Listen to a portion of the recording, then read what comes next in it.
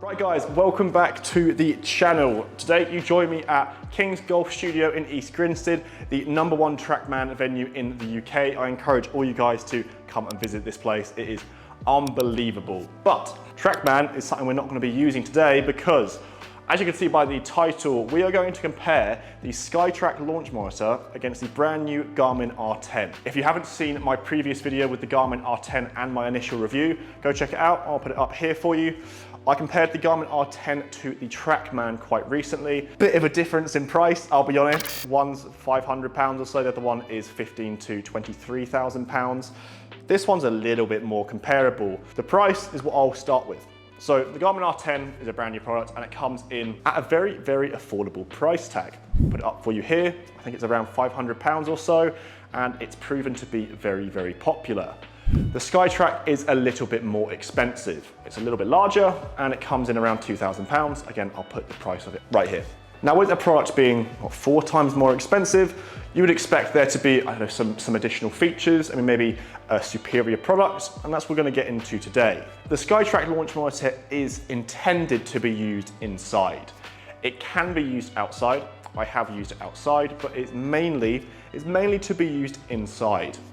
The Garmin R10 can be used wherever you want it to. It can be used inside or outside. There is no preference as stated by Garmin, but with that, you do need a little bit more room to use it. Garmin instructs people using it to put it 4 to 8 foot behind the golf ball, and there's some other things as well. You should have quite a lot of height with it. In here, probably isn't actually enough height. That could be why it wasn't very accurate when I used it against the TrackMan, but it actually wants probably about 3 meters or so of height. I think we're just a little bit shy of that in here today. I could be wrong, but the Skytrak doesn't ask as much, only asks for a few foot where the launch monitor is to the golf ball. It's not behind it, it's either to the right or the left, dependent on if you're left-handed or right-handed. But there's no positives and negatives really for that setup point of view, although I would like the Skytrak to be used a little bit easier outside. It can be used outside, but the reason it is quite difficult is because you have to line up with the laser that is coming out of the launch monitor, and in all honesty, it's very difficult to see when you're outside. I have been able to do it on a cloudy day when it's a bit overcast, and let's say at a driving range when you're inside and you can see it, you're hitting outside, but as soon as the sun hits it, it's very difficult to see. So I would like the Skytrak to be a little bit more versatile in that sense, and the Garmin is extremely versatile. You can use it wherever you want. I've used it indoors, outdoors, weather dependent, doesn't matter at all. So I was really impressed with the Garmin for that bit. I've used these products a lot. I've tested them out both today, and I've been testing them out for the last 2 years or so with the Garmin, only for the last few months. And there's a few things to note in terms of differences. When you set them up, the Skytrak does take a little bit longer to use. Not annoying in any sort of way whatsoever, but it takes a little bit just to set up, plant it down, get the laser pointed at the golf ball correctly, whereas the Garmin, you just plonk it wherever, you make sure that the light is not red, and you are ready to go. Both need flat surfaces, but again, there's not too much difference between these. But the Garmin is really coming into its own for the aspects that I've mentioned. From a technological side, the Skytrak is, I would say, a little bit more advanced because it is an optical based system, meaning that it gets its data by taking a lot of pictures, tons and tons of frames when you hit the ball, and then determining the results by that. So far, it seems that there's not too much between them.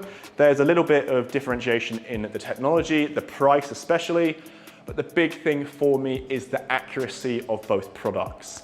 The Skytrak never skips a beat for me so far. In the times that I've used it for testing, for reviews, I'm pretty confident that probably 95%, maybe even higher than that, will give me the exact yardages and data that I want.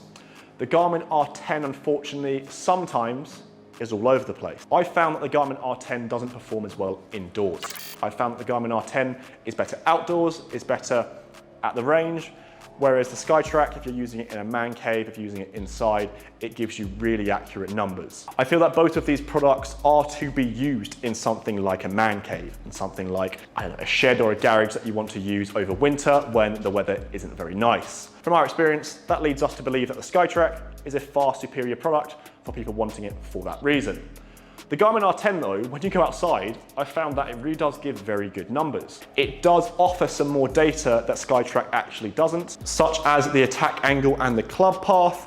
I don't know how accurate it really is. When I did compare it indoors, it did differ from the TrackMan quite considerably, but when I've been doing it outside, it does seem to actually be quite accurate, probably to the nearest degree or so. And Skytrak doesn't offer this. Skytrak does not offer these types of data, and I would think I would like some of those, especially attack angle, to practice. As well as this, to practice, the Skytrak's main feature is you hitting on a range, things that you have behind me at TrackMan, but TrackMan has a lot more features, and actually so does the Garmin R10 internally.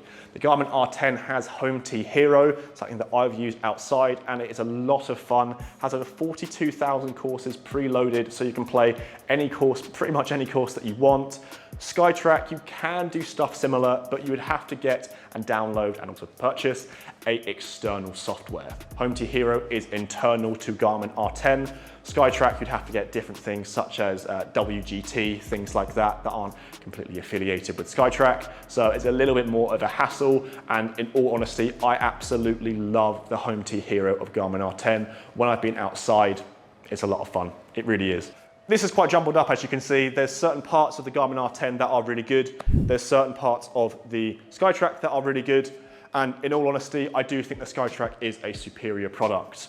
I think it is a superior product because it is more accurate. If you want to practice, you need to make sure that the data you're getting is correct. That's only because if you're practicing and you get some numbers and they're incorrect, you then may try and fix something that you don't need to fix. With the Garmin R10, if you're getting some completely incorrect numbers, it could then impact your game negatively. I'm not saying that the Garmin R10 is wrong every single time or even wrong 50% of the time, but I found that in certain situations, especially indoors, it doesn't give the most accurate data, most particularly in spin rate and actual dispersion left and right. However though, when you are outside with the Garmin R10, it is very accurate. I haven't really ever had a problem with the Garmin R10, but when you're outside, do you really need a launch monitor to practice? Some people do, and I would actually recommend it because when I've been using it outside, it makes driving range sessions a lot more fun. And if your driving range doesn't have anything like Top Tracer or those TrackMan bays, you can get some data and also play some games as well. But its use is perhaps a little bit limited in that sense. If you do have a man cave or anything like that, over winter, the Skytrak would be the #1 thing I would purchase because it is quite affordable. You could put it up on a projector, and then that means you can really fine tune your game and you don't even have to go outside.